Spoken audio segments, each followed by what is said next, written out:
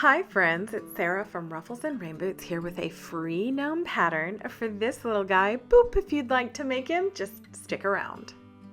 As always, please like this video so I know you're here crafting. So this is a free pattern over on Ruffles and Rainboots for my subscribers. I'll put the link to subscribe down below, or you can access the subscriber library and get it. So I'm just going to be using felt for this one. I'm going to be making a moss beard. We're going to use a real acorn and a pom-pom to see if it works. I'm going to be using a little bit of polyfill and poly pellets for weight, and then whatever decorations you want. So all I did was cut out the pattern pieces from felt, and super easy. We're just going to glue up the body. The hat's a little bit trickier. You just have to know when to stop. This is, like I said, a free pattern from me as a thank you to my subscribers. This can be top stitched. It can be sewn and flipped with a little trick on the tip of the hat, which I hopefully will share on a Christmas gnome soon.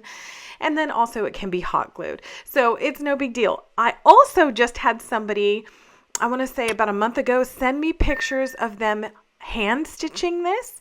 And I think she used a blanket stitch, which is really cool because it's the only one I actually know. So maybe I'll do a hand stitched one with a blanket stitch.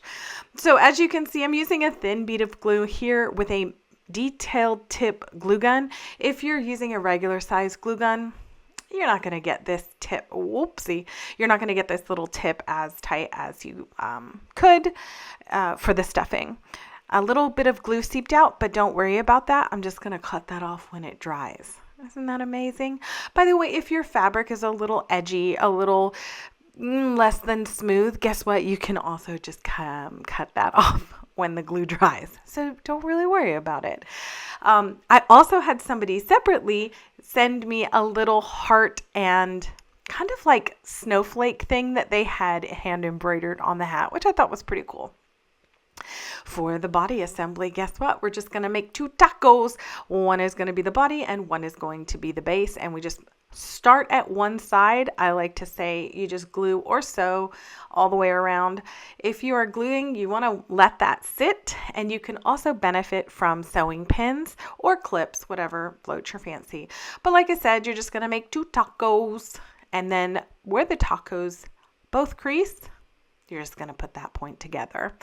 So this is the easiest way for me to explain it. And I get asked often enough, why isn't the circle a little bigger? Firstly, you can make it bigger, but you won't get that nice round bottom. I don't personally like it when it stumps at the end where it looks like just a styrofoam cone.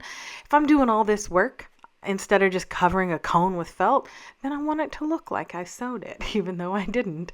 So this one, you can see I'm just flattening that out and putting a pin in it. And then I'm going to flatten out the other side and put a pin in it. And you can see I'm kind of squishing that felt between my fingers so that it all sits flat without any, what do you call them? Like squiggles. Wavy parts. And then we're just going to glue this part in here. By the way, you can use a ton more pins if you would like. I've made this now so many times that I don't really need a lot of them. But I do say that the detailed tip glue gun is your best bet. So if you are sewing, you're going to want to stick with about a 1/8 inch seam. If you want, you can increase that seam just along that back seam of the body if you'd like. On the hat, you can top stitch or flip, but if you do flip, it's going to be a little tight on that hook of the hat. As I said, I've done this both ways. And it produces a similar gnome, but the hat will be a little bit shorter if you stitch and turn. All right. So here you can see just finishing up this. This is real time. This is not sped up. This isn't edited out. This is as literally as much time as it takes. This is actually a good one for a craft night. Oops. This is a good one for a craft night because you can cut all of the pattern pieces ahead of time, and then people just choose their colors of hat or whatever, and then everybody gets the same body, so you can buy the same amount of felt for that, and then, let people decorate them the way they want. I love craft nights. FYI, if you're near the Austin area, Austin, Texas area, and you have a craft night, girl, invite me. Guy, invite me. I like craft nights. Okay. Now is the time for assembly because Yes, it is this quick. We're only 5 minutes in, and 30 seconds of it at least was introduction. So 4.5 minutes and you're already done. So now I'm going to just push that polyfill into the hook of the hat. You can see I'm just barely moving it with each push. I am using scissors. If you are nervous, I get a lot of nervous comments about the scissors. Use a chopstick. Use a pencil, eraser end of a pencil. But I like to live dangerously. I have, in fact, poked right through many a seam. So maybe don't live as dangerously as me. But anyway, after you have it stuffed is when you can really check and see, like, all your seams, are they tight? You can flip it around and move it in between your hand. You can cut off any edges that are less than straight. You don't have to have a perfect thing. Now we're just going to turn the body right sides out. Just stick it all into itself. So this is regular craft felt. This is not stiff felt. You could use stiff felt for the hat if you are hot gluing it like this, or top stitching. Ooh, let me show you how to get rid of those. You see that? I despise when I do that. It just means I had a big dollop of hot glue. So anyway, you can heat it up with the tip of your hot glue gun, or you can use a heat gun. I was way too lazy to get up and plug that thing in. So anyway, just leave it there, and then look, it's all gone. I got to do that one on the bottom right there. But yeah, isn't that fun? Love that. Love that for us hot gluers, because you can clean up all of these edges like this right here, same way. And if you, I didn't pop anything on this one, but if you do, don't worry, you can do it the same exact way. I did, however, glue something to my table. So I'm going to add a little bit of weight. I am using poly pellets, which look neon white right there. But you can use small pebbles. You can use, I don't really recommend anything that absorbs moisture, but if you put it in a Ziploc bag, you can use sand, you can use salt, and you can use, people have told me they use fresh kitty litter. But anyway, you can use whatever you want to add a little weight to these. I'm going to put a little bit of polyfill around down the bottom to make sure that that bottom pokes out. It has a nice little wonky bit in the back. I just like how it looks. So I'm just tamping it down on the table, and then once you start filling it and stuffing it, just squeeze it to make sure it bounces back to its original shape, and you're done. You can move on. If you need to, just add a little bit more if you squeeze it, or if it's not as smooth as you want, polyfill will fix that. You don't have to get the polyfill from the craft store. You can get like go to a big box store like Costco and buy their inexpensive pillows. Just rip it out. All right, now it's time to slip on the hat. I did get asked if I need to sew up or glue up. You don't need to. We're just going to, you can. And if you sell, it might be a good idea. But we're going to fix this hat all the way down. So it won't be, look how good I lined that up. It won't be necessary for you to close it up. We are going to put in a little bit of extra stuffing into that hat to raise it up a little bit, because I personally like the way it looks. But I do want to just get the seam lined up in the back. All right, so now I can see, I'm just seeing where the bottom of the hat like flaps are. I don't know what those are called. And I'm just going to put in a little stuffing onto the side just to raise those up a smidge. Smidge. Did I just tell you how old I am with that word? I don't know. Anyway. Look, what are we, 8 and almost 9 minutes in, and you're almost done. I like the decorating part. I know a lot of people like to get to the decorating part. So if you want a handmade gnome, these ones are really good to ship. This particular size. Also, the treasure gnome pattern is perfect for shipping.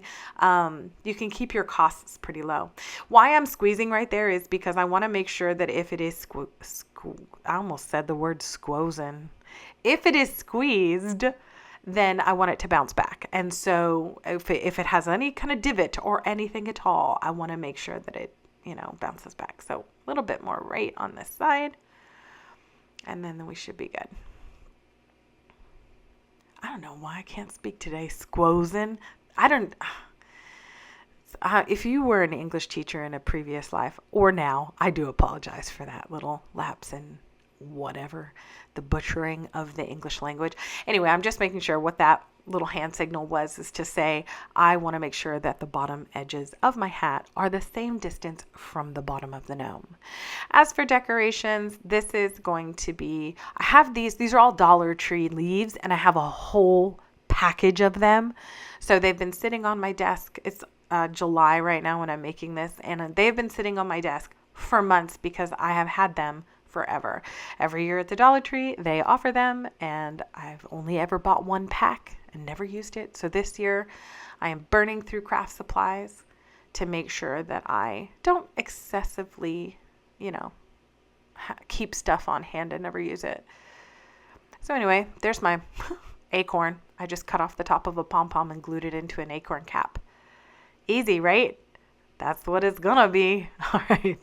So I'm going to create a beard out of moss. Now, I have many moss beards on my website, rufflesandrainboots.com. But if you've never seen one created, listen, you're going to have a little dedication. I'm going to blow through some of this. You'll see it. I'm not going to hide anything from you. I'm not that person. But this is the first part. You're going to build it on something else. That is not a perfect triangle, by the way.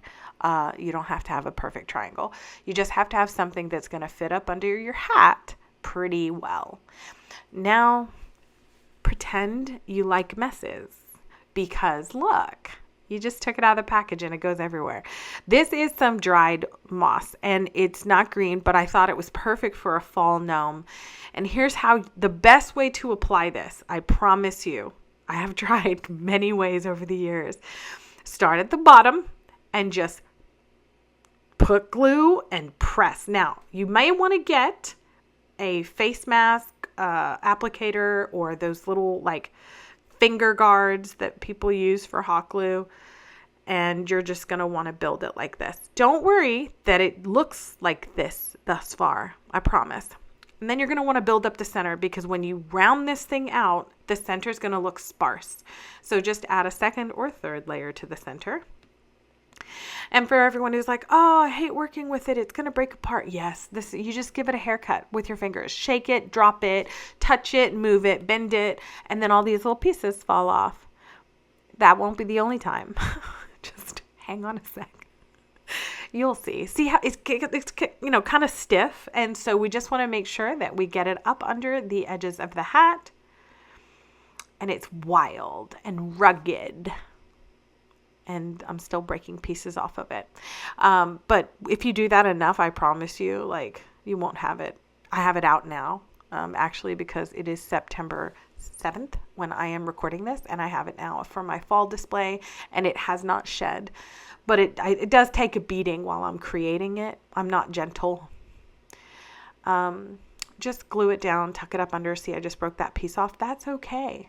That's okay, because we can always add stuff later, and then we're going to break off as much as we can, shake it, drop it, etc., so that it doesn't drop at your customer's location or something. If you are selling these, this is one that I actually recommend. If you're making a moss beard, you wrap this portion in tissue paper so it doesn't look like a hot mess. All right, so now I'm just going to add glue to the actual moss beard. It's partially on the body as well, and you can just tuck it up under this hat. Technically, you don't even need to glue it to the hat, but if you'd like to, you can stick a little hot glue up under there. Just make sure that that's straight.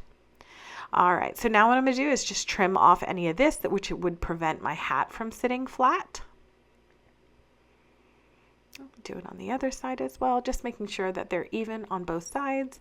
And then I give it a haircut. Anything poking out too far in front, I also give it a haircut. Tap it, shake it, brush it. Ooh. Remember that game? What was it? Push it. No, it was like bop it. Anyway, I'm too old for this. All right, so now I'm just going to glue down the sides. You don't have to do this, but I do recommend you gluing down the back open flaps back here. So I'm just going to glue down these sides first so I can get those in place. You see, because you can see the stuffing back there, so I'm just going to make sure I get these flaps right down. And just try and line them up with the seam. I don't know if anybody cares about that. I do. I don't always succeed in my desires, and you can close that flap up or not. Just make sure everything's going to stay in, and then it's time for decorations. So I'm just going to layer these again because I have a whole package from the Dollar Tree. I think it looks cute. Let me know how you would decorate it. I just thought the greens were a close enough match. And the gold just gives him something extra. I don't know why I took the time to do that. You're not even going to see it. But no, we both know that I did it and followed the veins of the leaves. So I added glue here, but if you are selling, I would actually add something a little bit more sturdy than hot glue. I would even use E6000 and let that air out before shipping it. And that's it for this little guy. Again, if you want this free pattern, you can get it as a subscriber to Ruffles and Rain Boots. Go into the exclusive library and it's the first thing in there. I hope you liked it. Let me know what you think down below. As always, thank you for being here. Please like this video, share this video, and subscribe for more crafty fun.